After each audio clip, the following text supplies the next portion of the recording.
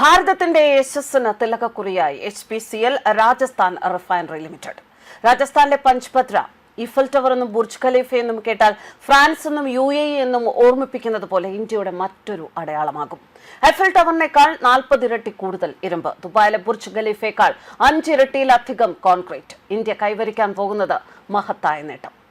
രാജസ്ഥാന്റെ ചരിത്രത്തിലും അതുപോലെ തന്നെ ഇന്ത്യയുടെ പ്രതിരോധ ഊർജ്ജ മേഖലയിലും വലിയൊരു വിപ്ലവമാണ് HPCL രാജസ്ഥാൻ റിഫൈനറി ലിമിറ്റഡ് പ്രധാനമന്ത്രി നരേന്ദ്രമോദി രാജ്യത്തിന് സമർപ്പിക്കുമ്പോൾ ഉണ്ടാകുന്നത്. നിർമ്മാണ മികവിലും സാങ്കേതിക വിദ്യയിലും ആഗോളതലത്തിൽ തന്നെ ഒരു അത്ഭുതമാണ് ഈ വലിയ പദ്ധതി.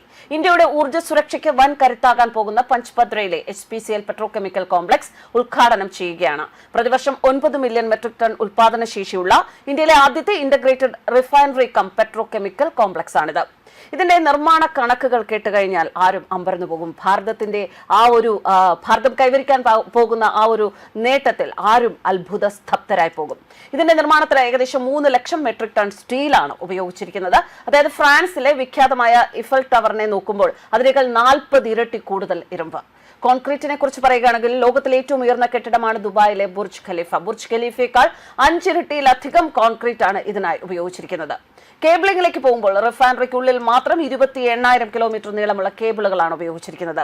ഈ റിഫൈനറിക്ക് ആവശ്യമായ എണ്ണയിൽ 1.5 മില്യൺ ടൺ രാജസ്ഥാനിലെ മംഗള എണ്ണപ്പാടങ്ങളിൽ നിന്നാണ് വരുന്നത്. ബാക്കി വരുന്ന 7.5 മില്യൺ ടൺ എണ്ണ വിദേശത്തു നിന്ന് ഇറക്കുമതി ചെയ്യും. ഗുജറാത്തിലെ മുന്ദ്ര പോർട്ടിൽ നിന്നും ഈ റിഫൈനറിലേക്ക് നേരിട്ട് 487 കിലോമീറ്റർ നീളമുള്ള പൈപ്പ് ലൈൻ സ്ഥാപിച്ചിട്ടുണ്ട്.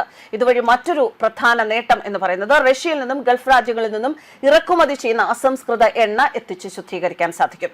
യൂറോപ്പിലെ പല പ്രമുഖ റിഫൈനറികളും 2030 അടച്ചുപൂട്ടാൻ ഒരുങ്ങുമ്പോഴാണ് വുഡ് മാക്കൻസി റിപ്പോർട്ടിൽ പറയുന്നതനുസരിച്ച് 2035 ലോകത്തെ 21% റിഫൈനറികളും പൂട്ടാൻ ഒരുങ്ങുമ്പോഴാണ് ഇന്ത്യക്ക് ഇത്തരത്തിലൊരു നേട്ടം. ചൈനയിലും കഴിഞ്ഞ വർഷം 4 വമ്പൻ പ്ലാന്റുകളാണ് പൂട്ടിയത്. ഈ സാഹചര്യത്തിൽ പഞ്ച്പത്ര റിഫൈനറി യാഥാർത്ഥ്യമാകുന്നത് ആഗോള ഇന്ധന വിപണിയിൽ ഇന്ത്യയുടെ മേധാവിത്വം ഉറപ്പിക്കാൻ സഹായിക്കും. കൂടാതെ രാജസ്ഥാൻ സർക്കാരിന് മാത്രം പ്രതിവർഷം 5,000 കോടി രൂപയുടെ വരുമാനമാണ് ലഭിക്കുക. കൂട്ടത്തിൽ ലക്ഷക്കണക്കിന് തൊഴിലവസരങ്ങളും പഞ്ച്പത്ര സൃഷ്ടിക്കും. ഭാരതത്തിന് അഭിമാനമായി ഇനി രാജസ്ഥാനിൽ പഞ്ച്പത്ര ശിരസ് ഉയർത്തി നിൽക്കും. ന്യൂസ് ഡെസ്ക് കർമ്മ ന്യൂസ്.